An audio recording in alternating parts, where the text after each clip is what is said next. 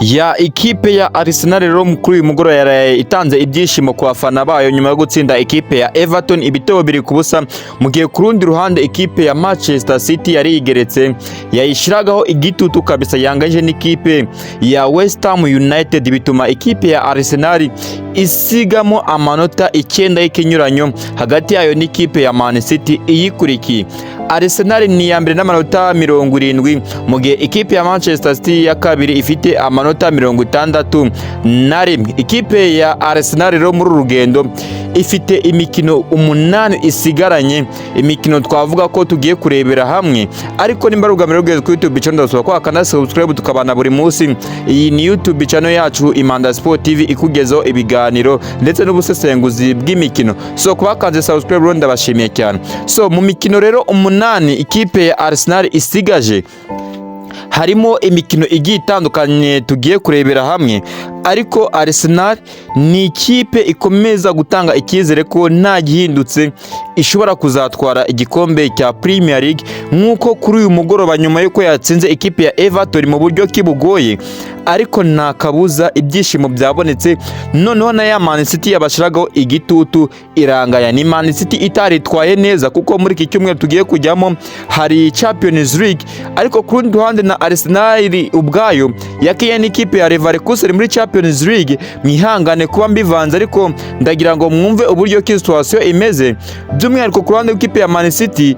Man City yakinye n'ikipe ya Real Madrid, Man City ifite amahirwe yo gutsinda 100% bitewe n'imvune zo Real Madrid yari ifite, ariko Man City inyagirwa ibitego 3 n'ikipe ya Real Madrid. Real Madrid umva yari ifite amahirwe make cyane, ariko ku mukino wo kwishyura rero ikipe ya Man City ifite muri iki cyumweru na Real Madrid, biragoye ko iyi Man City yazatsinda Real Madrid, ariko amahirwe menshi Real Madrid izasezera iyi Man City. Ni Man City mbega twavuga ko nubundi itari mu bihe byiza byo kuba yazafata ikipe ya Arsenal ikayikura ku mwanya wa mbere. So amanota 9 rero ni menshi mu mikino 8 isigaye.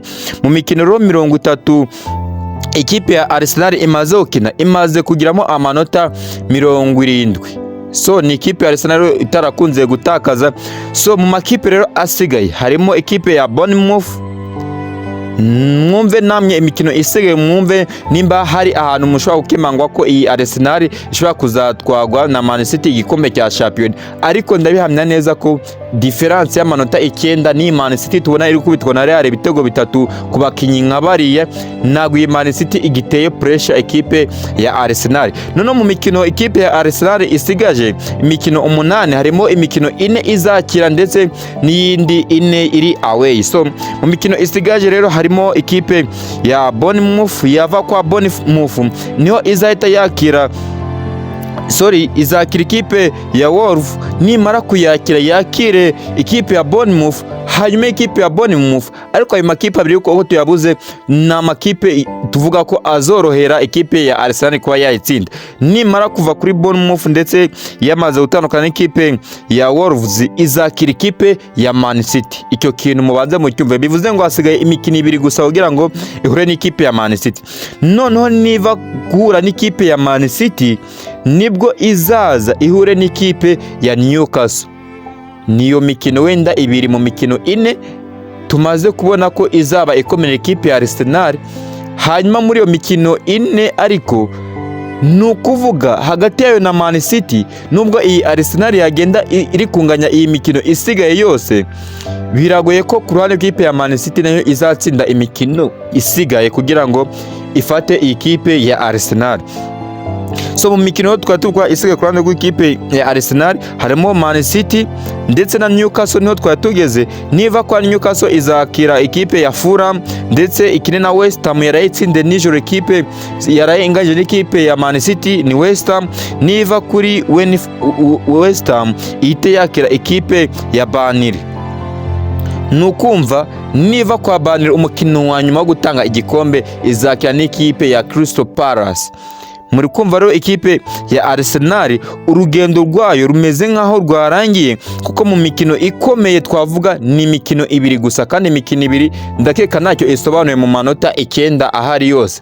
So harimo ikipe ya Newcastle, twavuga n'ikipe ya Man City, niyo makipe twavuga ko ashobora kuzagora ikipe ya Arsenal.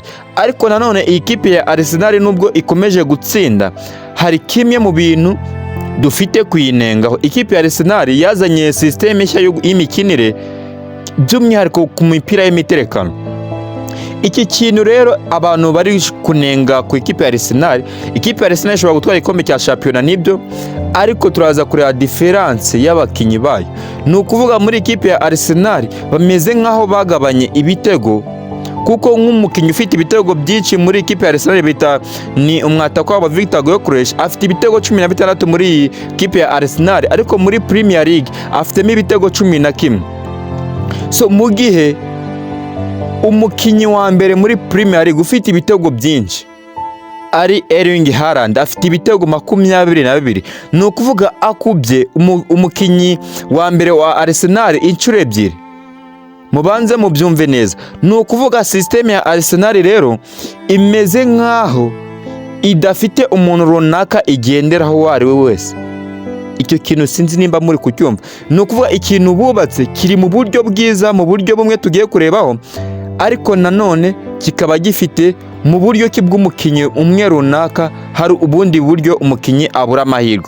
So uburyo bwa mbere bwiza muri systeme y'ikipe ya Arsenal, kuba abakinyi bose bashobora kuba batsinda igitego, ni amahirwe meza ku ikipe ya Arsenal kuba idafite umuntu runaka igenderaho kuvuga ati uyu nguyu umufite, cyangwa se uyu nguyu adari muri Arsenal, ikipe ya Arsenal ubu yifite. Icyo kintu ni cyiza kuba buri mukinyi wese Arsenal ashobora kuza akagutsinda igitego, habe umwataka ndetse n'abadefenseri ndetse n'abakinyi bagiye batandukanye. Icyo kintu ni cyiza. Ariko ku rundi ruhande nk'ikipe ya Arsenal ntago iba ifite umukinyi iri gusunika ushobora kuzahembwa nka top scorer. Niyo mpamvu aba ba Bukayo Saka bagiye bakazima, nko muri iyi sezo Bukayo Saka afitemo ibitego 9, mu gihe top scorer wabo ari Gyökeres ufite ibitego 11. Mu gihe ku rundi ruhande ikipe ya Man City uwo bita Erling Haaland afite ibitego 22. Ni ukuvuga Man City ishobora kuri icyo ikombe yego, ariko top scorer wa Premier League Erling Haaland azaza abarusha cyane. So urumva rero mu buryo bw'umukinyi runaka ku giti cye Erling Haaland afite icyo azinjiza, ariko kuri ano ikipe ya Arsenal abakinyi yego bazatwara igikombe, ariko bitewe na systeme babakinishije ntago ushobora kubona umukinyi wagutsindira ibitego byinshi ari umwe, barabisangira.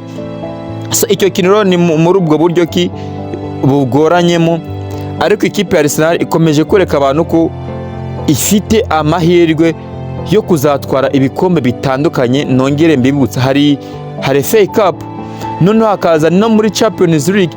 Mu mukino uheruka gukina n'ikipe ya Leverkusen yaranganyije 1-1, ariko mu buryo bugoye. Ikipe ya Leverkusen ni ikipe yari yakinye neza cyane, ariko muri second leg muri Champions League tugiye kujya mu kiriya cyumweru, Arsenal birashoboka cyane ko izasezerera iyi Leverkusen, kuko ni umukino ikipe ya Arsenal noneho izakira iyi kipe yo mu Budage. So Arsenal rero birashoboka cyane, amahirwe aracyari 100% ko yatwara treble. Ariko icyo kintu abantu bari kunenga ikipe ya Arsenal kuba itazamura abakinyi, ugasanga none n'uyu ejo n'uwundi. So ugasanga nyine icyo kintu ku ruhande rw'abakinyi nicyo kintu twavuga ko bari kuyinenga. Hari abakinyi bamwe na bamwe ushobora gusanga yarasunika garagara akanya bakaba batakiri kugaragara. Ni ukuvuga nimba umukinyi wa mbere muri Arsenal afite ibitego 11, hanyuma uri mu ikipe ya kabiri Man City afite ibitego 22, urumva ko harimo difference. Hakabamo na ya systeme yo kuba Mikel Arteta yarazanye ikintu kijyanye na strength. Ni ukuvuga abakinyi bo muri Arsenal nimba uyu Bukayo Saka yari umukinyi mwiza muri Arsenal mu mwaka ushize, ariko muri uyu nguyu akaba ameze nkaho yasubiye hasi. Ni ukuvuga iki systeme bazanye iri gusaba imbaraga cyane, gasaba n'igihagararo, kandi Bukayo Saka ntago ari umukinyi uzakunda kubona yagiye muri duel yiterera izo corner, yego yabona izo assist, ariko Bukayo Saka systeme ari gukina Mikel Arteta ari gukorera abandi bakinyi. Icyo kintu tubanze tucyumva.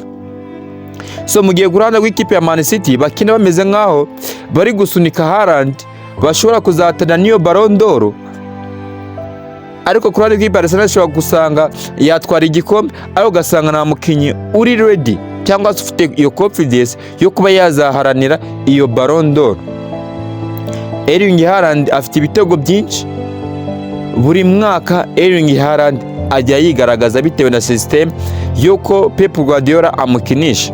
Ni system nziza ituma umwataka agaragarira mu ikipe, ariko kurana ikipe ya Arsenal bose barakora bigatuma nta mukinyi runaka igenderaho. So iki kintu rero reke tube tukigarukiye hano ku ruhande rw'ikipe ya Arsenal. Dufite Champions League muri iki cyumweru, Arsenal izakina na Leverkusen umukino wo kwishyura ku undi mikino izaba ni ikipe ya Barcelona izakira mu ikipe ya Newcastle ndetse n'ikipe ya Man City yakira ikipe ya Real Madrid. Niyo mikino twavuga ikomeye. Ini Manda Sport TV kugezaho buri munsi ngende ari Rwanda, kanda subscribe tubane buri munsi.